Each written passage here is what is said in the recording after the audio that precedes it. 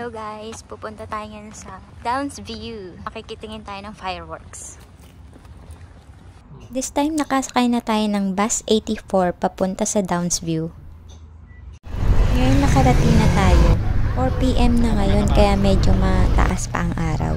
Hanapin naman natin ngayon ang venue ng live band. Siyempre, sunod lang tayo sa agos ng buhay. Sundan lang natin ang mga tao. I'm sure manonood din tong mga to. Ayan nga, makikita nyo, maraming mas nauna pa sa amin mga nakatent. Konting lakad lang naman at eto nakikita ko na kung saan ang maraming tao. Kagandahan nga dito sa Canada, kapag holiday, close lahat, mall and everything. Kaya sulit talaga at may enjoy mo ang holiday. Sabi nga nila, work and life balance dito sa Canada. Totoo nga naman, nag-ikot-ikot nga muna kami. Sobrang haba ng pila kung makikita nyo dito sa mga inflatable. Mostly kids kasi ang karamihan dito.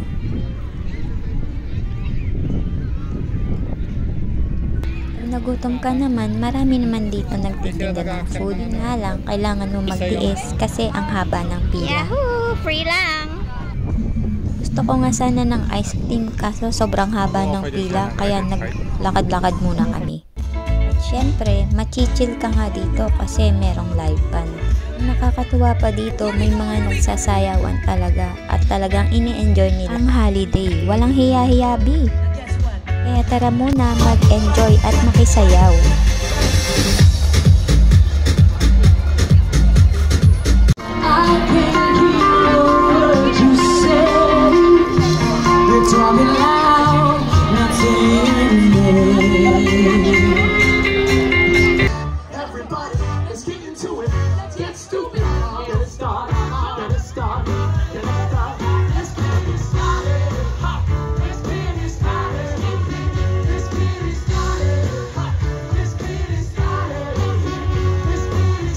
Masasabi ko lang nakaka-enjoy talaga dito.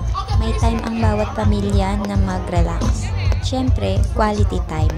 Ang nakikita nyo ang fireworks, hindi pa yan ang main event dito sa place na to Sa ibang lugar pa lang yan. Mamaya-maya pa ang start ng fireworks dito around 10 PM.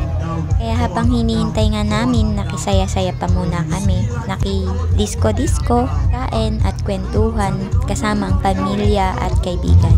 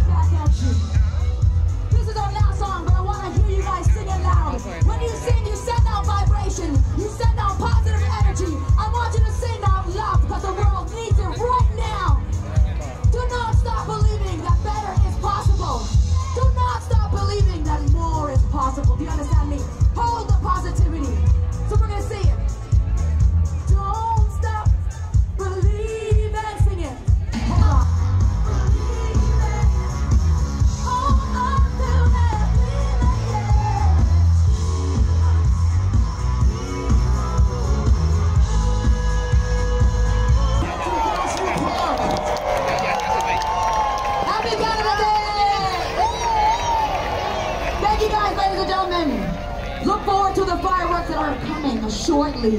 In other words, are we giving it over to DJ Brian again? This time nga kinakanta na ang Canada Anthem. At after nito, syempre ang fireworks na.